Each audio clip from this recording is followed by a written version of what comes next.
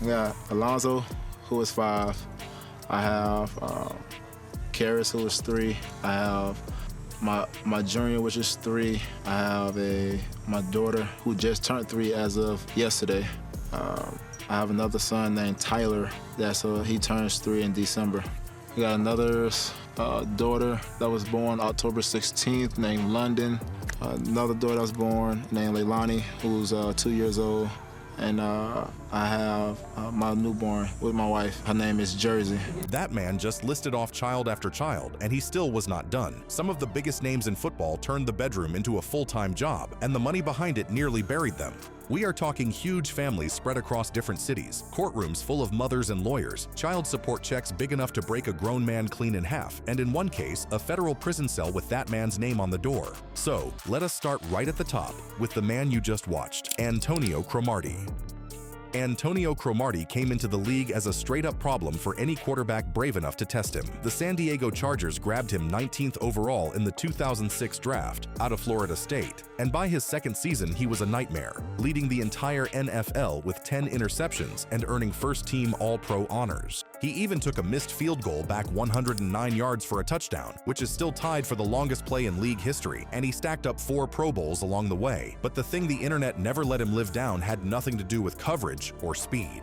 Cromartie married model and television personality Terica Kaysen back in 2008, and the two of them built a family of 6 children together. The bigger picture got wild, though, because reports placed him at 14 children with 8 different women, with babies arriving so fast across so many states that he once froze up on camera trying to name all of them, and that moment spread across the internet until it followed him everywhere he went. The twist that had everybody laughing was that even after he got a vasectomy around 2011, he and his wife still welcomed more kids, including a set of twins. These days, he leans all the way into it, even starring in a reality show about being a full-time dad to that big family. And to hear him tell it, the football part was always the easy half. But as soon as you leave and get home, you got to be that father figure, that husband. Travis Henry.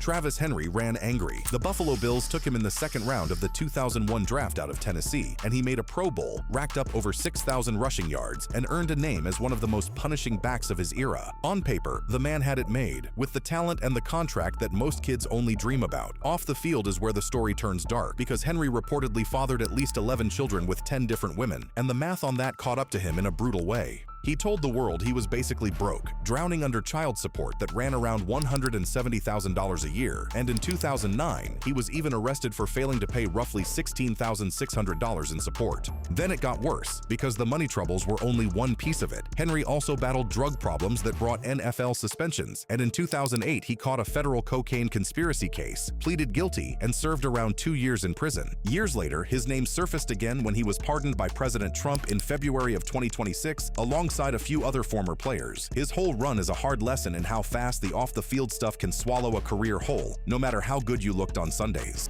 Willis McGahee.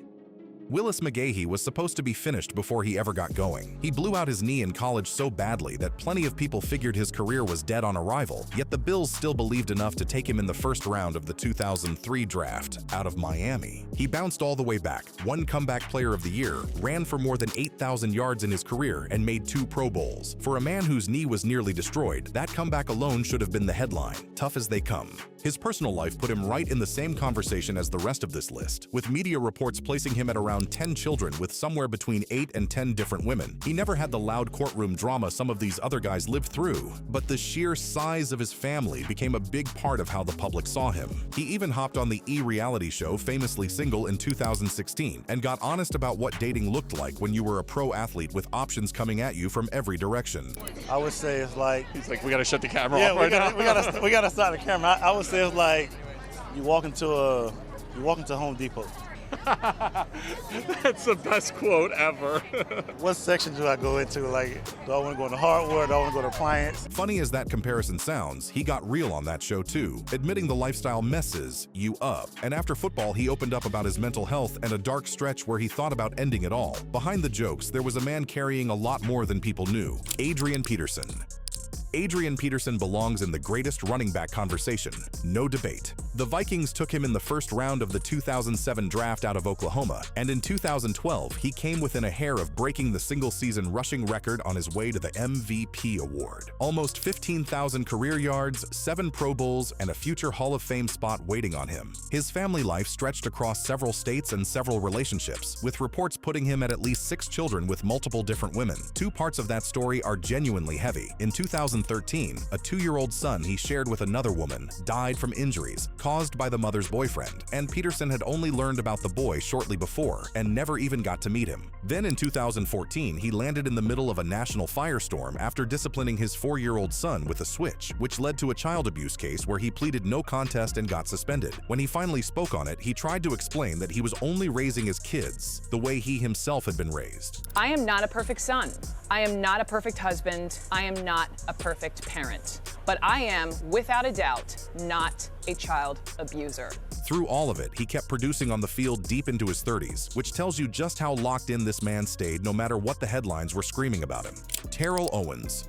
We close with the showman himself, Terrell Owens, the one and only T.O., one of the greatest receivers to ever do it, and a Hall of Famer who got inducted in 2018. Big plays, big personality, the loudest celebrations in the game, and a key piece on those deep Eagles playoff runs. Compared to the others, his family situation was actually smaller, with 4 children by 4 different women, but it became some of the most talked about drama on this whole list because it played out on national television. In 2012, he sat down on Dr. Phil, while 3 of the mothers confronted him about child support and how present he was, with some reports throwing around numbers as high as $45,000 a month. He pointed to his travel and his packed schedule as the reason he could not always be around. One of the mothers actually took a whole different road and later spoke about keeping the peace and not bashing him, since he is still her child's father. What hit the hardest on that show was hearing why fatherhood was such a sore spot for him in the first place. It made me sad, to a point that I realized, I didn't have a dad for the majority of my life. In the years since, T.O. has said he is far more present now and on much better terms with the mothers, a grown man finally circling back to fix the things he still could. For a guy who never had that example growing up, that turnaround says a whole lot about him. So,